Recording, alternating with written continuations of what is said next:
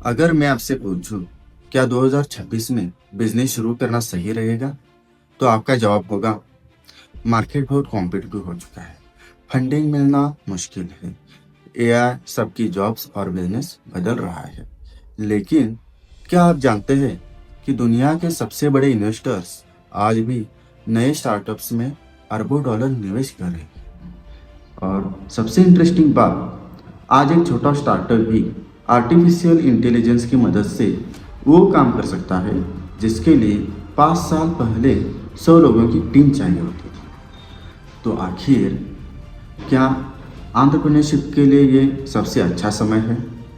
कौन सी इंडस्ट्रीज तेज़ी से बढ़ रही है और इन्वेस्टर्स किन स्टार्टअप्स में पैसा लगा रहे हैं?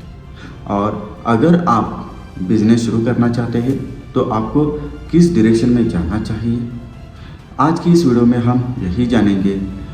इस वीडियो को अंत तक देखिए, क्योंकि आखिर में मैं आपको बताऊंगा कि आने वाले 5 साल में कौन से स्टार्टअप्स सबसे ज़्यादा सफल रहने वाले हैं। अगर हम पिछले डिकेड का स्टार्टअप मार्केट देखें तो उस समय केवल एक ही चीज़ महत्वपूर्ण थी, ग्रोथ।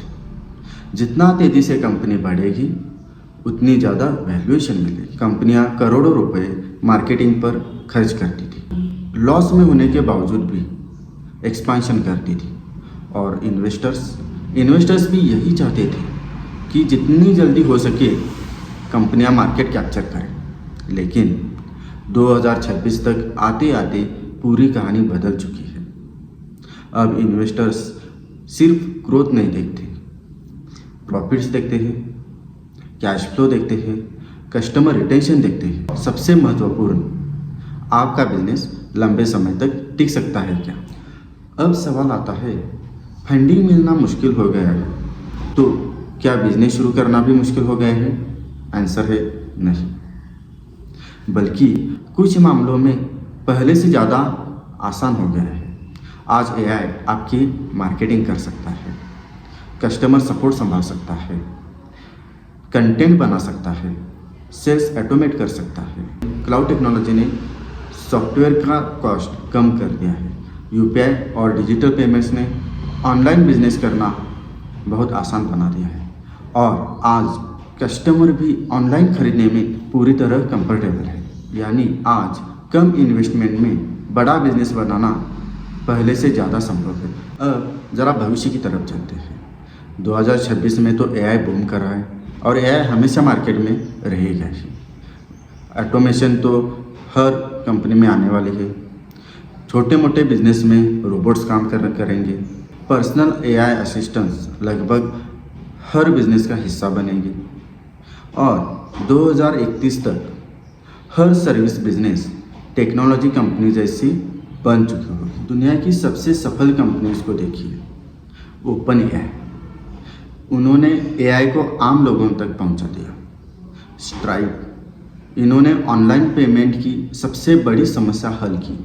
कैनवा, इन्होंने डिज़ाइन को इतना आसान बना दिया है कि बिना डिज़ाइनर के भी कोई प्रोफेशनल ग्राफिक्स बना सकता है। इन तीनों कंपनियों में एक चीज़ कॉमन है, इन्होंने 100 प्रॉब्लम्स पर कोशिश नहीं की, एक ही प्रॉब्लम चुनी और उसे बेहतर तरीके से सॉल्व किया। अब हम दुनिया की टॉप इंडस्ट्रीज के बारे में देखेंगे जो अगले कई सालों में इंडस्ट्रीज पे, मार्केट पे राज करने वाली है। बात करते हैं आर्टिफिशियल इंटेलिजेंस की और डीप टेक की।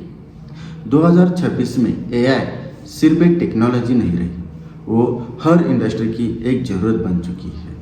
Generative AI, computer vision, robotics और ऑटोमेशन जैसी तकनीकें कंपनियों की लागत कम कर रही और प्रोडक्टिविटी बढ़ा रही है। अगर आने वाले वर्षों में सबसे अधिक वैल्यू क्रिएट करने वाला कोई सेक्टर है तो वो एआई एंड डीप टेक है। अब बात करते हैं फिनटेक यानी फाइनेंशियल टेक्नोलॉजी की। आज लोग बैंक की लाइन में खड़े रहने के बजाय मोबाइल से ही पेमेंट कर रहे हैं, इन्वेस्टमेंट कर रहे हैं, इंश्योरेंस और लोन जैसी सुविधाओं का उपयोग कर रहे हैं। Digital payment, UPI, wealth management और एम्बेडेड फाइनेंस जैसी क्षेत्रों में लगातार नए स्टार्टअप्स आ रहे हैं। भारत दुनिया के सबसे बड़े डिजिटल पेमेंट इकोसिस्टम में से एक बन चुका है। इसीलिए फिनटेक में आने वाले वर्षों में भी शानदार अवसर देखने को मिल सकता है। अब समझते हैं सास को, यानी कि सॉफ्टवेयर एज अ सर्विस। सास कंपनियां इंटरनेट के माध्यम से सॉफ्टवेयर उपलब्ध कराती है और इसके बदले में कस्टमर मंथली या ईयरली सब्सक्रिप्शन पेड करते हैं। CRM, HR software, accounting, cyber security और बिजनेस ऑटोमेशन जैसे सॉल्यूशंस की ग्लोबल डिमांड लगातार बढ़ रही है। भारतीय SaaS कंपनियां अब भारत में ही नहीं बल्कि अमेरिका और यूरोप जैसे अन्य कई देशों में भी अपनी सेवाएं दे रही है। यही कारण है कि SaaS आज सबसे प्रॉफिटेबल बिजनेस मॉडल में से एक माना जाता है। अब बात करते हैं क्लाइमेट टेक की।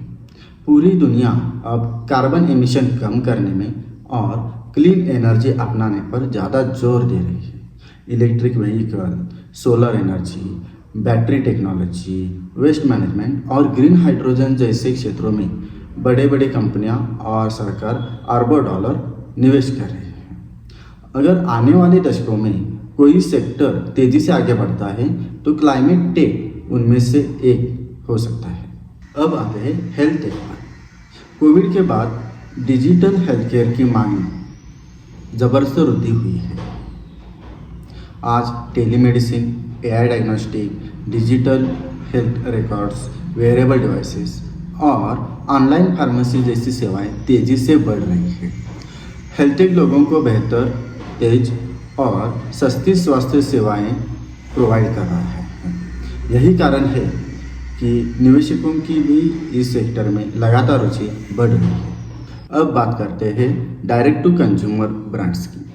पहले कंपनियां अपना प्रोडक्ट बेचने के लिए डिस्ट्रीब्यूटर और रिटेल स्टोर्स पर निर्भर रहती थी, लेकिन अब ब्रांड्स अपनी वेबसाइट, मोबाइल ऐप और सोशल मीडिया के माध्यम से सीधे कस्टमर तक पहुंच रही है। इस मॉडल से कंपनी को प्रॉफिट तो मिलता ही है और इसके साथ साथ कस्टमर के साथ सीधा रिलेशनशिप भी बनता है। ब्यूटी, फैशन, फूड, फिटनेस और पर्सनल केयर जैसी कैटेगरीज में डायरेक्ट टू कंज्यूमर जैसे ब्रांड्स आगे बढ़ रहा है। अब बात करते हैं आखिरी सेक्टर एज टेक की। आज एजुकेशन सिर्फ क्लासरूम तक सीमित नहीं है।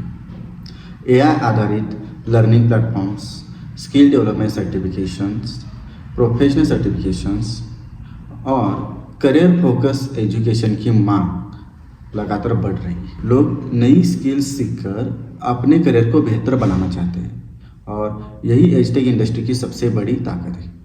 भविष्य में लाइफ लॉन्ग लर्निंग एक सामान्य आवश्यकता बन जाएगी। ये सभी इंडस्ट्रीज संकेत देते हैं कि इंडिया में बिजनेस कल्चर तेज़ी से बढ़ रहा है।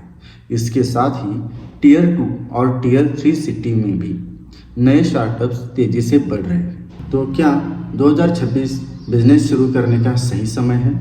अगर आपका बिजनेस सिर्फ फंडिंग पर निर्भर करता है तो शायद नहीं, लेकिन अगर आपका बिजनेस किसी वास्तविक समस्या को हल करता है, टेक्नोलॉजी का सही उपयोग करता है, प्रॉफिट्स पर ध्यान देता है और कस्टमर के लिए लॉन्ग टर्म वैल्यू बनाता है, तो 2026 आपके लिए एक बेहतरीन शुरुआत साबित हो सकती है। याद रखिए, हर बड़ा बिजनेस कभी एक छोटे आइडिया से ही शुरू हुआ था। हो सकता है अगली सक्सेस स्टोरी आपकी हो। अगर आपको यह वीडियो पसंद आई हो तो इसे लाइक करें, अपने एंटरप्रेन्योर्स दोस्तों के साथ शेयर करें और ऐसे ही इंसाइट्स पाने के लिए हमारे चैनल को सब्सक्राइब करना न भूलें। मिलते हैं अगली वीडियो में।